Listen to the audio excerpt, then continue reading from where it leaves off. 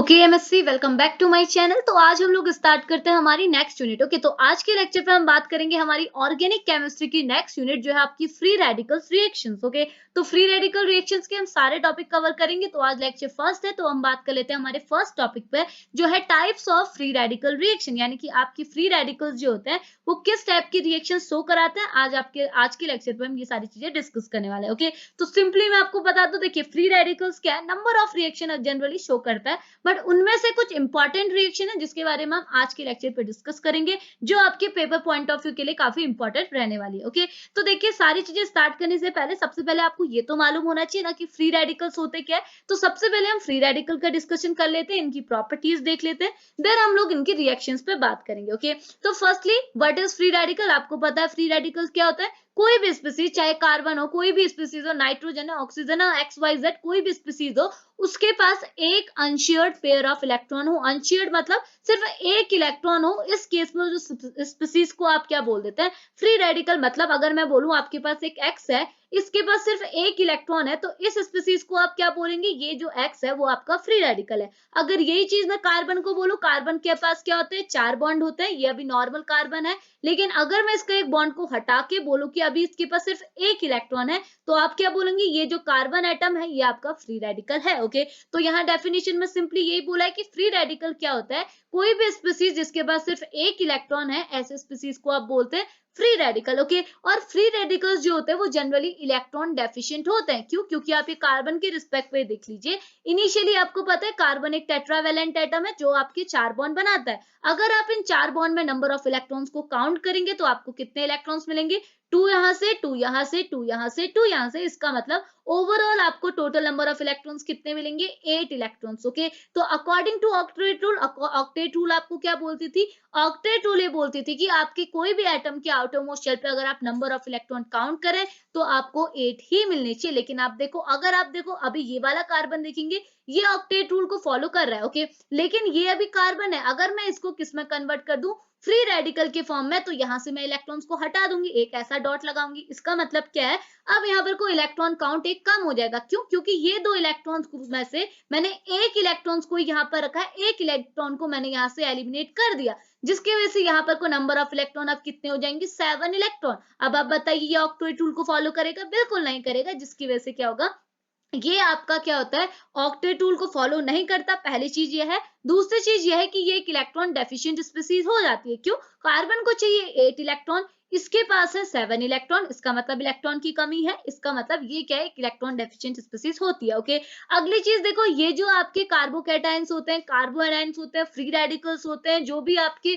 कार्बिन नाइट्रीन होते हैं, ये सारे के सारे क्या होता है, एज अ इंटरमीडिएट बिहेव करते हैं। ये आपको पहले से पता है। यानी कि आपको ये जनरली कहाँ मिलेंगे, जब आप कोई रिएक्शन कराएंगे, और रिएक्शन आपको पता है कोई भी रिएक्शन में रिएक्टेंट मॉलिक्यूल डायरेक्टली प्रोडक्ट में कन्वर्ट नहीं होता है। बार बार बोलती हूँ, पहले रिएक्टेंट मॉलिक्यूल एक इंटरमीडिएट स्टेट में कन्वर्ट होगा, तब जाके ये इंटरमीडिएट स्टेट आपको प्रोडक्ट बनाएगी। तो ये जो इंटरमीडिएट स्टेट होती है, वहां पर आपको जनरली फ्री रेडिकल्स मिलते हैं। और देखिए फ्री रेडिकल जो होते हैं वो आपकी बहुत ही ज्यादा अनस्टेबल है, तो ऑब्वियस सी बात है रिएक्टिव भी होंगे। क्यों?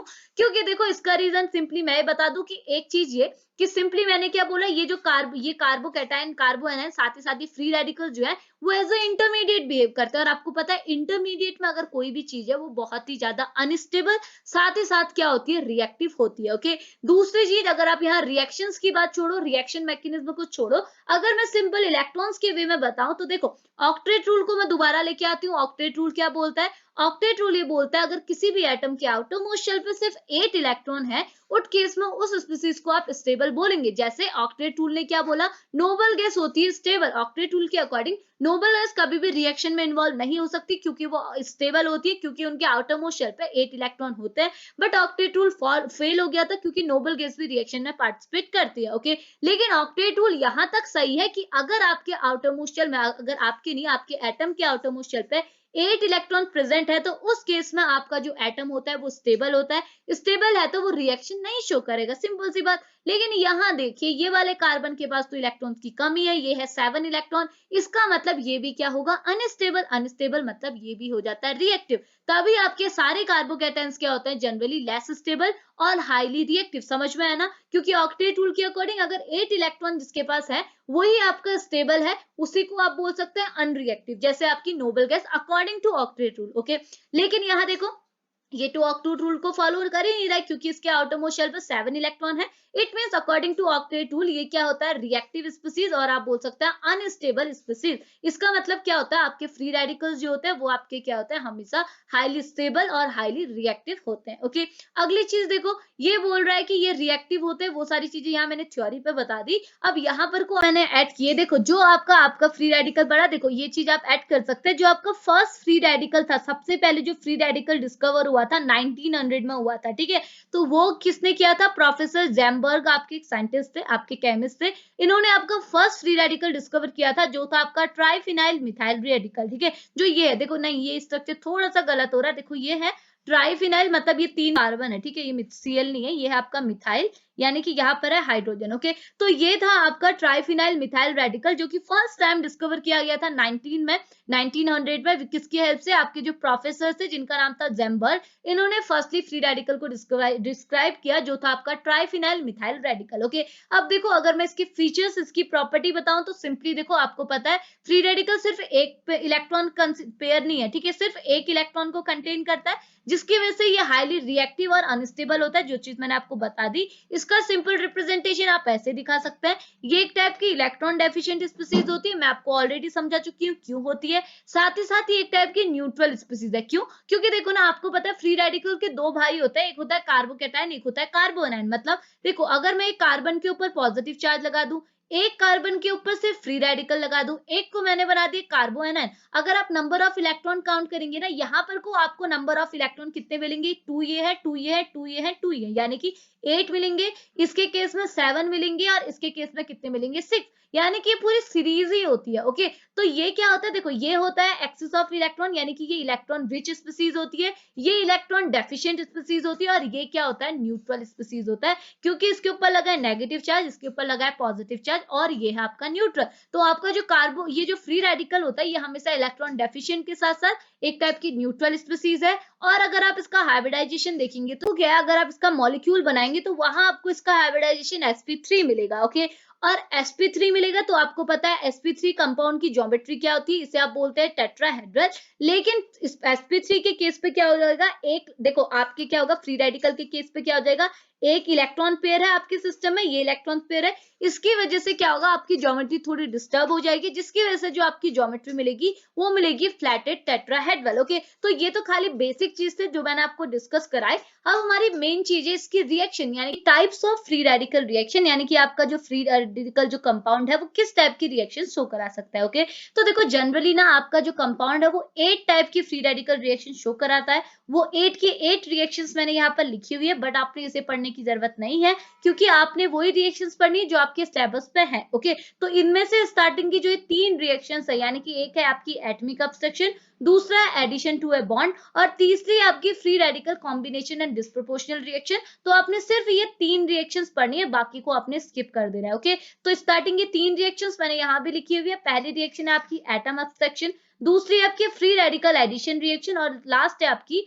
Free radical combination and disproportional reaction. तो हम ये सारी रिएक्शंस को एक एक करके एग्जांपल की हेल्प से क्लियर कर देते हैं। ओके, तो देखिए ना, एटमिक अब्स्ट्रक्शन क्या है, पहली रिएक्शन है जो आपका फ्री रेडिकल कंपाउंड शो कराता है। तो पहले आप इसका मतलब समझो कि एटमिक अब्स्ट्रक्शन मतलब क्या हुआ, ठीक है। तो एटमिक अब्स्ट्रक्शन मतलब कि कोई ऐसी रिएक्शन जिसमें आपका एक मॉलिक्यूल दूसरे मॉलिक्यूल का एक एटम कोई भी हो सकता है, हाइड्रोजन भी हो सकता है, most of the time hydrogen होता है, बट हाइड्रोजन के अलावा कोई भी एक्स वाई कोई भी एटम भी हो सकता है। अगर एक मेटम मतलब एक मॉलिक्यूल, सपोज ये एक आपका मॉलिक्यूल है, ये आपका दूसरा मॉलिक्यूल है, ये मॉलिक्यूल इस मॉलिक्यूल का कोई एक एटम को अब्स्ट्रैक्ट कर ले मतलब चुरा ले, तो इस केस में जो रिएक्शंस होती है इसे बोला जाता है एटमिक अब्स्ट्रक्शन। ओके, अब देखो अगर ये एटमिक अब्स्ट्रक्शन किसी फ्री रेडिकल की हेल्प से होगा, तो ये रिएक्शन किससे क्या बोली जाएगी, free radical atomic abstraction. Okay, अब मैं इसका रिप्रेजेंटेशन आपको यहाँ पर कुछ शो करा देती हूँ, तो आप देखिए यहाँ पर, ये देखो ये क्या शो करा रहा है, ये आपका फ्री रेडिकल है। फ्री रेडिकल कैसे रिप्रेजेंट किया है, एक्स के ऊपर डॉट यानी कि एक इलेक्ट्रॉन रिप्रेजेंट करके, प्लस का साइन है, ये आपका दूसरा मॉलिक्यूल है, वाई के साथ एक एच लगा है, मॉलिक्यूल है, इसका मतलब ये एक से ज्यादा एटम से बना होगा तभी तो मॉलिक्यूल बना। तो यहाँ एक एटम है वाई, दूसरा है आपका एच। ओके, अगले केस में क्या होगा, देखो आपके इस फ्री रेडिकल ने एटॉमिक अब्स्ट्रक्शन किया, कैसे पता चला, आपका इस फ्री रेडिकल ने क्या कर दिया, इस दूसरे मॉलिक्यूल का एक एटम को अब्स्ट्रैक्ट कर लिया, चुरा लिया। इसने क्या किया, यहां से हाइड्रोजन को लिया, तो जैसे इसने हाइड्रोजन को लिया तो एक्स ने क्या कर दिया, हाइड्रोजन के साथ यहाँ पर बॉन्डिंग की, तो यहाँ पर एक्स एच हो गया। लेकिन एक नया फ्री रेडिकल आपको हमेशा मिलता है जब भी आप एटॉमिक अब्स्ट्रक्शन कराते हैं with the help of free radical. समझ में आया? अब आपको मैं बताती हूँ कि रिएक्शन हुई कैसे। आपको ये चीज समझ में है ना, एटॉमिक अब्स्ट्रक्शन क्या होती है, ऐसी रिएक्शन जिसमें आपका एक मॉलिक्यूल दूसरे मॉलिक्यूल के एक एटम को अब्स्ट्रैक्ट कर लेता है, चुरा लेता है, जिसके बाद आपको एक नया फ्री रेडिकल मिलता है। और वो मॉलिक्यूल जो इनिशियली जो अब्स्ट्रैक्ट करा रहा है वो आपका क्या होगा, फ्री रेडिकल, क्योंकि आप फ्री रेडिकल में तो देख रहे हैं एटॉमिक अब्स्ट्रक्शन। तो इनिशियली जो आपका फ्री रेडिकल है वो दूसरे मॉलिक्यूल से जब एक एटम को अब्स्ट्रैक्ट करेगा, तो अब्स्ट्रैक्ट करने वाले की बात क्या होगा, आपका जो इनिशियली फ्री रेडिकल था वो तो न्यूट्रल हो जाएगा, बट रिएक्शन के बाद आपको हमेशा ही एक नया फ्री रेडिकल मिलेगा। ओके, अब रिएक्शन हुई कैसे, मैं आपको सिंपली बता देती हूँ। देखिए यहाँ पे क्या हुआ, यहाँ पे देखो आपको ये चीज नोन होनी चाहिए, फ्री रेडिकल के केस में अगर आपका कहीं भी बॉन्ड क्लीवेज होता है ना, वो बॉन्ड क्लीवेज होमोलाइटिक होता है। और अगर कार्बोकैटायन कार्बोएनायन के केस में जो क्लीवेज होता है वो हमेशा हेट्रोलाइटिक होता है। कैसे, देखो हमेशा अगर होमोलाइटिक क्लीवेज होता है, होमोलाइटिक क्लीवेज में क्या होता है, आपके ये दो एटम है, इनके बीच में जो इलेक्ट्रॉन्स की शेयरिंग, जैसे एक एटम ये है एक एटम ये है, इनके बीच में दो इलेक्ट्रॉन शेयर करके बॉन्ड बना रहे हैं। तो यहाँ देखिए अगर मैं यहाँ होमोलाइटिक क्लीवेज कराऊंगी तो होमोलाइटिक क्लीवेज में क्या होता है, इक्वल शेयरिंग होती है, मतलब ये वाला जो इलेक्ट्रॉन है ये बी के पास ही जाएगा, इसका इलेक्ट्रॉन ए के पास ही जाएगा। तो यहाँ पर क्या होता है, क्या होता है, इसे बोला जाता है होमोलाइटिक क्लीवेज। और होमोलाइटिक क्लीवेज हमेशा किसके केस में होती है, फ्री रेडिकल के केस में। और हेट्रोलाइटिक क्लीवेज क्या होती है, मैं आपको बार बार बताती हूँ।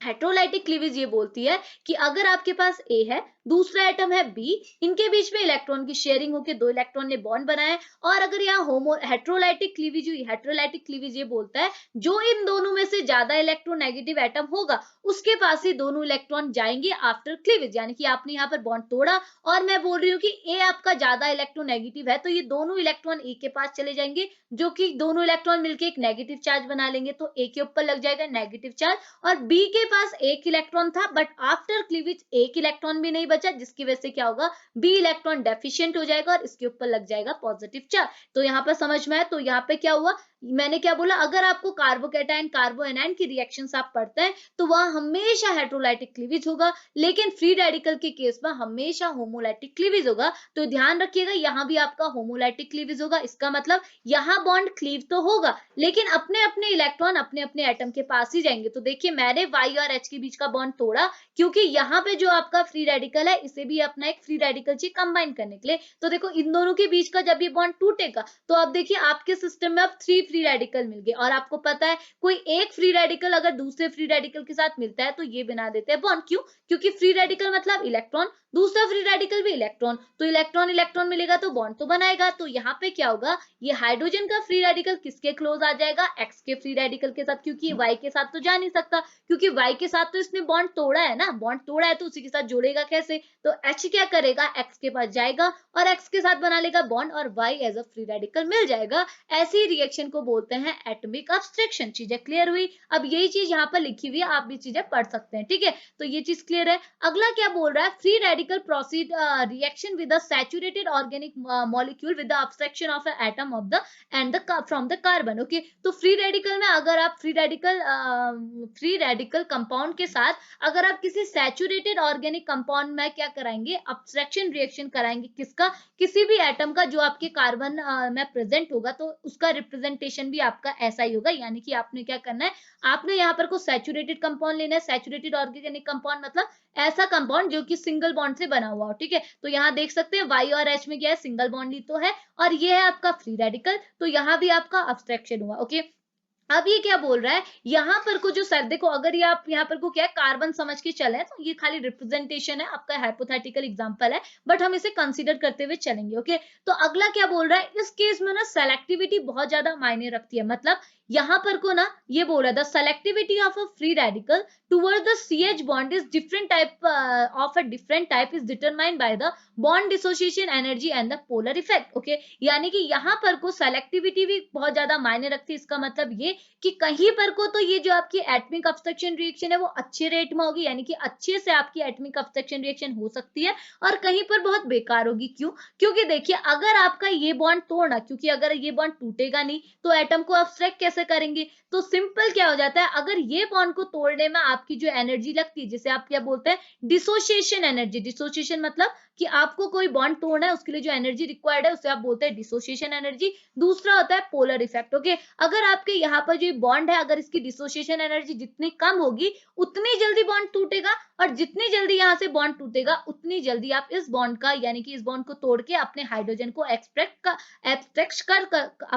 कर सकते हैं, जिसकी वजह से क्या होगा, आपको एक नया फ्री रेडिकल मिल जाएगा, यानी कि एब्स्ट्रक्शन रिएक्शन होगी। लेकिन अगर यहाँ पे बॉन्ड जितना ज्यादा स्ट्रांग हुआ है, यानी कि अगर आपको बॉन्ड डिसोसिएशन एनर्जी ज्यादा रिक्वायर्ड है, उस केस में यहाँ पर कोई डिसोसिएशन बहुत देर में होगा और एटॉमिक ऑब्स्ट्रक्शन बहुत कम होगा। ओके, तो यहाँ पर को क्या है, यहाँ पर को एक ऑर्डर दिखाया हुआ है, ये बोल रहा है कि रेट ऑफ ऑब्स्ट्रक्शन जो होता है वो इंक्रीज होते रहता है जैसे जैसे आपकी बॉन्ड डिसोसिएशन एनर्जी डिक्रीज होती रहती है। यानी कि अगर आपके लिए बॉन्ड डिसोशिएट करने के लिए एनर्जी क्या है, कम लगेगी, उस केस में ऑब्स्ट्रक्शन क्या होगा, ज्यादा होगा। ऑब्वियस सी बात है। तो एग्जांपल के फॉर्म में क्या दिखाया हुआ है, ये सारे आपके सैचुरेटेड कंपाउंड है। ओके, अब हम लोग सैचुरेटेड की बात करें। ओके, तो बॉन्ड आपका क्या दिखाया हुआ है, देखिए यहाँ पे ये मीथेन टाइप कंपाउंड है, यानी कि कार्बन के साथ 3 हाइड्रोजन यहाँ है, एक ये वाला हाइड्रोजन आपने इसे अब्स्ट्रैक्ट करना है, और यहाँ पर अगर आप बॉन्ड डिसोसिएशन एनर्जी जो कि किलो जूल पर मोल में दिया हुआ है, इसकी एनर्जी कितनी है 426। ओके, 426 केजी पर मोल। ओके, और यहाँ पर देखो, यहाँ पर आपने क्या किया, इस मिथाइल ग्रुप में जो आपका ये वाला मिथाइल ग्रुप कह रही हूँ, हाँ ये वाला, जिसको तो आप इसको तो आप अब्स्ट्रैक्ट कर रहे हैं,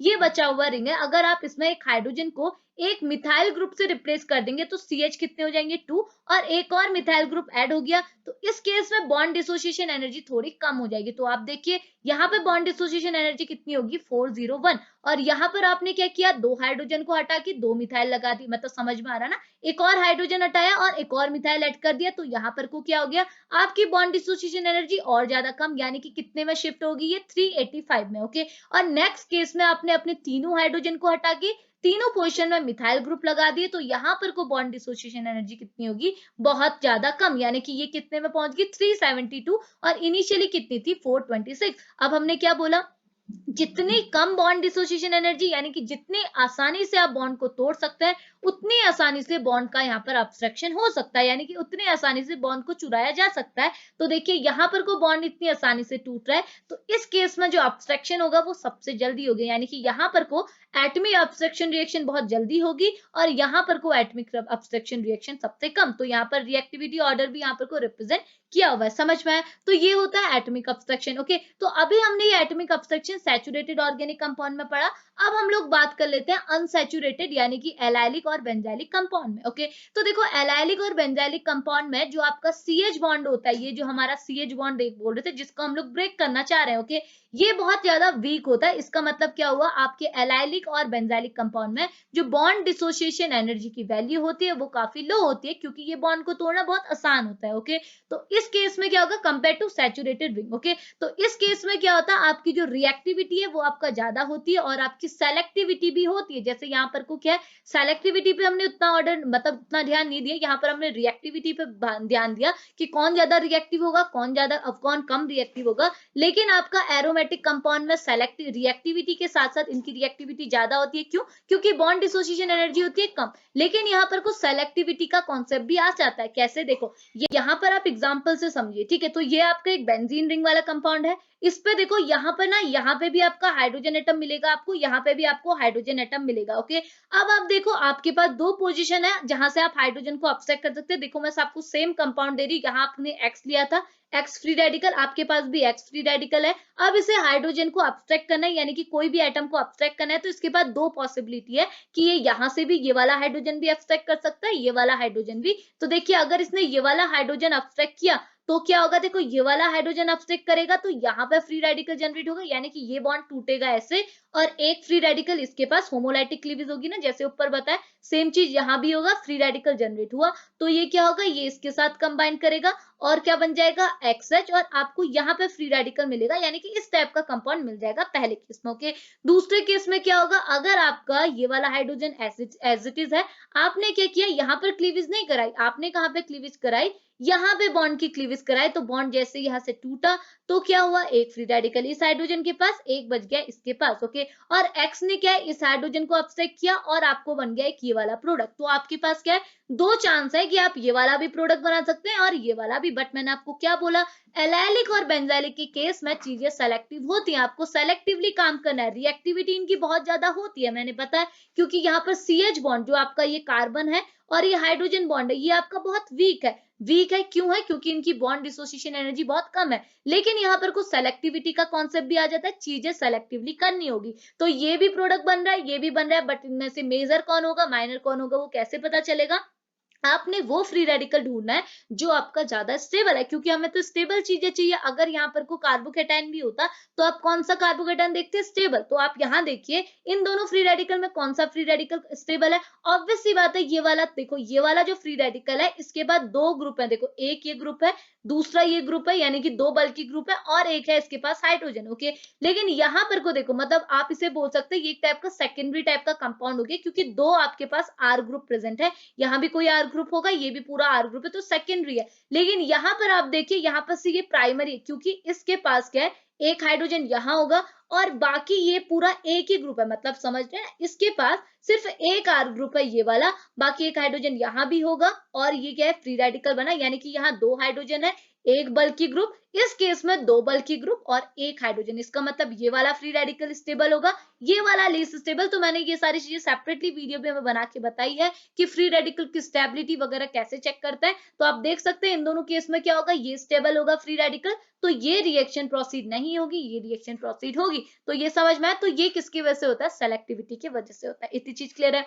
अब आगे बढ़िए, अब देखो इनका, अब हम लोग चेक करते हैं स्टीरियो इलेक्ट्रिक फैक्टर क्या होता है। स्टीरियो इलेक्ट्रिक फैक्टर मतलब यहाँ पर को थोड़ा ऐसा कॉन्सेप्ट भी आ जाता है कि अगर आपको हाइड्रोजन अब्स्ट्रैक्ट करना है, देखो ये दोनों, सपोज आपके पास इसकी प्लेस पे मैंने ये दोनों लिया है और यहाँ पे मैंने एक्स फ्री रेडिकल लिया, अब मैं चाह रही हूँ इस एक्स फ्री रेडिकल को हाइड्रोजन मिले, तो एक हाइड्रोजन यहाँ है पहले केस में, दूसरे केस में हाइड्रोजन यहाँ है, तो कौन से पोजीशन से हाइड्रोजन को अब्स्ट्रैक्ट करना ज्यादा इजी रहेगा, तो देखिए आपके लिए हमेशा ये वाली पोजीशन से रहेगा। क्यों, क्योंकि यहाँ पर को जो आपको एंगल स्ट्रेन मिलेगा जो है वो आपको ज्यादा मिलेगा। क्यों, क्योंकि देखो यहाँ पर आपका एक ओ मिथाइल ग्रुप है, यानी कि अगर आप बल्कि ग्रुप देखेंगे तो एक ओ मिथाइल ग्रुप यहाँ, एक मिथाइल ग्रुप यहाँ पर है, यानी कि एक मिथॉक्सी ग्रुप यहाँ है, मिथाइल ग्रुप यहाँ है, तो यहाँ पर को देखो इनके बीच में इतना डिफरेंस है, यहाँ इतना डिफरेंस है, तो यहाँ को आप इसे एलिमिनेट कर सकते हैं। लेकिन इसके केस पे देखो, ये वाले हाइड्रोजन के केस पे ये हाइड्रोजन यहाँ है और मिथॉक्सी ग्रुप यहाँ, और ऑक्सीजन एटम या इसके ऊपर, इसके पास भी तो लोन पेयर ऑफ इलेक्ट्रॉन होंगे,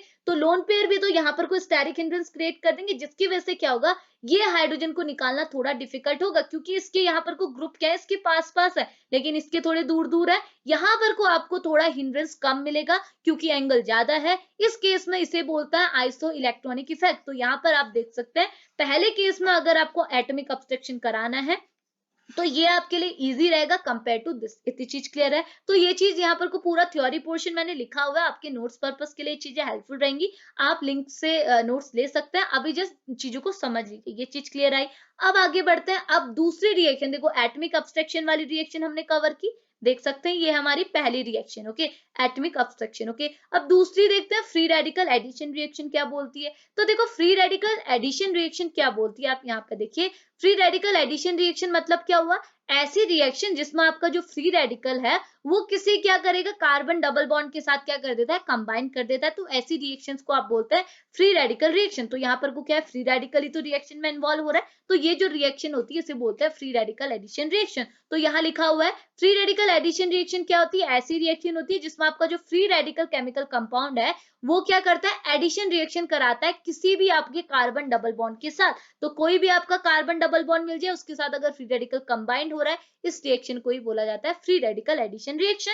इसका रिप्रेजेंटेशन यहाँ आपको सिंपली दिखाया हुआ है। ये रिप्रेजेंटेशन में क्या बोल रहा है, आपका Br है फ्री रेडिकल, और यहाँ पर आपको देखो ये है आपका कार्बन, ये भी होगा आपका कार्बन, इनके साथ ये 2 R ग्रुप यहाँ पर को ऐड है। तो आपको क्या करना है, इस डबल बॉन्ड में अपने फ्री रेडिकल को ऐड करना है। यहाँ पे जो आपको जनरेशन रिएक्शन का जनरेशन मिलेगा, इसी रिएक्शन को बोला जाता है free radical addition reaction. Okay, तो देखो होगा क्या, यहाँ पर को भी मैं आपको क्या बोलती हूँ, हमेशा फ्री रेडिकल के केस में होमोलाइटिक क्लीवेज होती है। तो आपने क्या करना है, पाई बॉन्ड को यहाँ पर ब्रेक करना है। तो पाई बॉन्ड मतलब 2 इलेक्ट्रॉन होंगे, एक इलेक्ट्रॉन इस कार्बन के पास, एक इलेक्ट्रॉन इस कार्बन के पास, जिसकी वजह से क्या होगा, ये Br इन दोनों में से देखो यहाँ भी चीजें सेलेक्टिवली होंगी। यहाँ पे क्या है, 2 फ्री रेडिकल आए हैं, मे बी आपका Br जो फ्री रेडिकल है वो इस कार्बन के साथ कंबाइन कर जाए, मे बी इस कार्बन के साथ कंबाइन कर रहा है, डिपेंड करेगा रिएक्शन पे। ओके, तो क्या होगा, देखो अगर यहाँ पर को कंबाइन करेगा तो देखो मैं आपको 2 प्रोडक्ट यहाँ पर को बना के दिखाती हूँ। देखो एक प्रोडक्ट क्या बनेगा, अगर देखो साफ तो समझ में आ रहा ना, चीजें क्लियर आ रही। तो देखो पहले केस पे आपको क्या मिलेगा, Br अगर आपके पहले कार्बन के साथ, कार्बन फ्री रेडिकल के साथ कंबाइन हुआ तो कुछ ऐसी रिएक्शन आपको यहाँ पर को मिलेगी। ओके, ये है आपका R, ये है आपका R। ओके, लेकिन अगर सेकेंड फ्री रेडिकल के साथ हुआ तो ये क्या मिलेगा, Br नहीं होगा, यहाँ पर होगा आपका कार्बन फ्री रेडिकल, दूसरा क्या होगा, यहाँ पर होगा इस कार्बन पे ऐड होगा Br, और यहाँ पर आपके 2 R ग्रुप ऐड हो जाएंगे। ओके, अब देखो यहाँ भी आपके 2 केस बन गए, ठीक है, जैसे आपके ऊपर बने थे यहाँ भी आपके 2 केस बने, कैला केस, ये है आपका दूसरा केस। ओके, अब इन दोनों में से एक मेजर होगा, एक माइनर होगा, तो मेजर कौन होगा, माइनर कौन होगा, तो आपने क्या देखना है, फ्री रेडिकल की स्टेबिलिटी। तो आप देख सकते हैं, तो देखो इन दोनों केस में क्या हुआ, देखो ये वाले केस में अगर आप पहले केस में देखेंगे आपका फ्री रेडिकल ज्यादा स्टेबल है या दूसरे केस का फ्री रेडिकल, ऑब्वियस सी बात है पहले केस का। क्यों, क्योंकि यहाँ जो फ्री रेडिकल अटैच है वो एक ये ग्रुप से अटैच है, 2 R ग्रुप से अटैच है। ओके,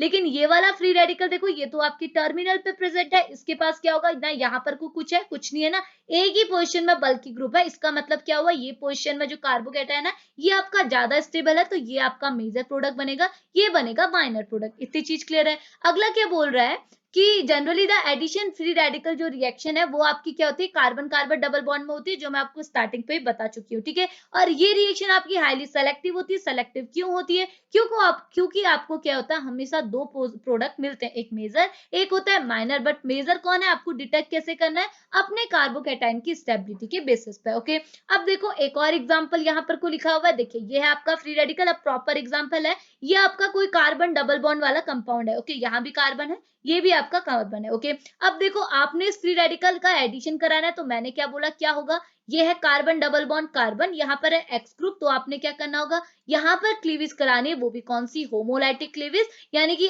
इस कार्बन का इलेक्ट्रॉन इसके पास ही रहेगा, इस कार्बन का इलेक्ट्रॉन इसके पास ही। तो इस R ग्रुप का क्या कराना है, एडिशन कराना है। मे बी वो यहाँ भी कर सकती है, मे बी वो यहाँ भी कर सकती है, बट कहाँ ज्यादा फेवरेबल होगा, टर्मिनल पोजीशन पे कभी भी फेवरेबल नहीं होता है, इंटरनल पोजीशन पे होता है। इसका मतलब यहाँ पे देखिए ये वाली पोजीशन फेवरेबल नहीं है, ये फेवरेबल है। देखो मैं आपको देख के बता देती हूँ। अब आप देखिए आपको 2 प्रोडक्ट मिले, पहले केस में कैसा प्रोडक्ट मिला, ये आपका R है, ये अगर आपका टर्मिनल पे अटैच हो गया तो क्या होगा, R के साथ ये वाला किसके साथ कंबाइंड हुआ, जिसकी वजह से क्या होगा, R, ये वाला C, देन अगले कार्बन के ऊपर free radical and then X। Okay, और दूसरे केस में अगर आपका कार्बन इसके साथ आपका जो R फ्री रेडिकल है इस कार्बन के साथ अटैच हुआ तो क्या बनेगा, यहाँ पर देखो ये वाला कार्बन आपका फ्री रेडिकल, ये वाला कार्बन को यहाँ रिप्रेजेंट किया है, इस कार्बन के पास X ग्रुप यहाँ, और इस कार्बन के साथ अपने अटैच किया R ग्रुप, तो यहाँ पर को दिखाया गया। इतना चीज तो समझ में आ रही ना। देखो मैं पूरा खोल खोल के नहीं बता पा रही हूँ क्योंकि लेक्चर लंबा हो जाता है। अब मैं आपको बहुत लेक्चर्स प्रोवाइड करा चुकी हूँ, अब तो आपको बेसिक कौन सा बॉन्ड टूट रहा है, बॉन्ड कौन सा बॉन्ड जुड़ रहा है, ये तो आपको क्लियर हो चुका होगा। अगर नहीं हो पा रहा है ऐसे भी तो आप मुझे बता दीजिएगा, मैं आपको प्रॉपर वे में एक्सप्लेन कर दूंगी। ओके, इतनी चीज क्लियर है। तो आपको क्या पता चला, तो देखिए यहाँ पर आपका कार्बोकेटाइन टर्मिनल पे है, यहाँ पे आपका है इंटरनल। तो मैंने क्या बोला, टर्मिनल वाला कार्बोकेटाइन या फिर आप बोल सकते हैं फ्री रेडिकल कभी भी स्टेबल नहीं रहता है, अंदर वाला यानी कि इंटरनल वाला हमेशा स्टेबल रहता है। तो इन दोनों के केस में कौन सा प्रोडक्ट मेजर होगा, ये वाला, ये होगा आपका माइनर। इतनी चीज क्लियर है। तो अब आगे बढ़िए, अब हम लोग देखते हैं की फीचर्स। ठीक है, तो की फीचर्स क्या, इनके पॉइंट्स बता रहा है। जस्ट ये क्या बोल रहा है, addition of a radical to a spin paired molecule always generate a new free radical. तो आपको पता है जब भी आप एडिशन रिएक्शन कराते हैं, एडिशन रिएक्शन क्या, जब भी आप एटमिक एब्स्ट्रक्शन रिएक्शन भी कराते हैं, तो आप जब फ्री रेडिकल की हेल्प से रिएक्शंस कराते हैं, तो आफ्टर रिएक्शन आपको एक नया फ्री रेडिकल मिलता है। तो वही चीज यहाँ पर बोली गई है। ओके, अगला बोल रहा है जो आपका रेडिकल एडिशन रिएक्शन है, जो आपने अभी ये पढ़ा, ये आपकी सेकेंड टाइप की फ्री रेडिकल रिएक्शन है, यानी कि पहली आपकी एटमिक ऑब्स्ट्रक्शन थी, दूसरा है आपका ये वाली कौन सी, एडिशन रिएक्शन। ओके, अगला बोल रहा है the simplest free radical reaction occur in an a single electron is added by a spin pair molecule which is this is process is known as a reduction reaction. Okay, तो देखो ना यहाँ पे आप जो फ्री रेडिकल्स के अंदर जो रिएक्शंस पढ़ रहे हैं, ये एक टाइप की रिडक्शन रिएक्शन है। क्यों? क्योंकि देखो रिडक्शन रिएक्शन क्या होती है, एडिशन ऑफ इलेक्ट्रॉन। तो यहाँ भी तो आप क्या कर रहे हैं, फ्री रेडिकल को ऐड कर रहे हैं, यानी कि इलेक्ट्रॉन्स का एडिशन करा रहे हैं। तो ये जो रिएक्शन होती है फ्री रेडिकल की रिएक्शन, ये भी एक टाइप की रिडक्शन रिएक्शन होती है, जिसको आप क्लियरली समझ सकते हैं अगर आपको बिर्च रिडक्शन का जानकारी होगी। ओके, तो बिर्च रिडक्शन वगैरह आपको क्या है, आपने पहले जूनियर क्लासेस में भी पढ़ी होगी, और अगर आप फाइनल ईयर पे ऑर्गेनिक स्पेशलाइजेशन करेंगे तो वहां ये सारी चीजें ब्रीफ में पढ़ेंगे, रिडक्शन वगैरह चीजें। ओके, तो आपको पता है बिर्च रिडक्शन में क्या, आपकी जो बेंजीन है वो आपका साइक्लोहेक्सा डाइइन में कन्वर्ट होती है। तो ये होती है birch reduction in the presence of sodium, lithium, जो आपके मेटल्स होते हैं, आपका अमोनिया होता है 73 डिग्री का, -73 डिग्री का टेम्परेचर होता है। तो ये बेसिक रिक्वायरमेंट है। तो ये भी क्या होता है, बिर्च रिडक्शन में भी क्या होता है, फ्री रेडिकल का इन्वॉल्वमेंट होता है, जो कि एक टाइप की रिडक्शन रिएक्शन है। यानी कि बिर्च रिडक्शन किसके लिए होती है, बिर्च रिडक्शन किसके लिए होती है, मतलब जैसे नाम से पता है बिर्च रिडक्शन ये टाइप की क्या है, एक टाइप की रिडक्शन रिएक्शन है, जो कि फ्री रेडिकल का इन्वॉल्वमेंट करती है। तो आपकी जो फ्री रेडिकल रिएक्शंस होती है, ये एक टाइप की रिडक्शन रिएक्शन होती है। आप जस्ट सिंपली इतना समझ लीजिए। ओके, अब आगे बढ़ते हैं। तो देखिए अब आपकी लास्ट टाइप की रिएक्शंस आती है, जो आपकी कॉम्बिनेशन एंड डिस्प्रपोर्शनल रिएक्शन। ओके, तो कॉम्बिनेशन रिएक्शन मतलब अगर आपके दो फ्री रेडिकल हैं, अगर वो कंबाइन करके एक नया प्रोडक्ट दे रहे हैं, इस केस में आपको जो प्रोडक्ट मिलेगा वो फ्री रेडिकल नहीं मिलेगा। ओके, तो इस रिएक्शन को आप क्या बोलते हैं, कॉम्बिनेशन रिएक्शन। एग्जांपल से हम लोग समझ लेते हैं। तो आप देखिए यहाँ पर आप सिंपली देख सकते हैं एग्जांपल, ये दो आपके फ्री रेडिकल है, बी आर के आगे लिखा है दो, तो बी आर आपका फ्री रेडिकल है, इसका मतलब आपके पास क्या है, दो फ्री रेडिकल है। ओके, अगर दो फ्री रेडिकल कंबाइन करेंगे तो ऑब्वियस सी बात है इनके ये इलेक्ट्रॉन क्या हो जाएंगे, कंबाइन करके एक बॉन्ड बना देंगे, जिससे आप बोलते हैं Br2। ओके, दूसरे केस में क्या है, देखो आपका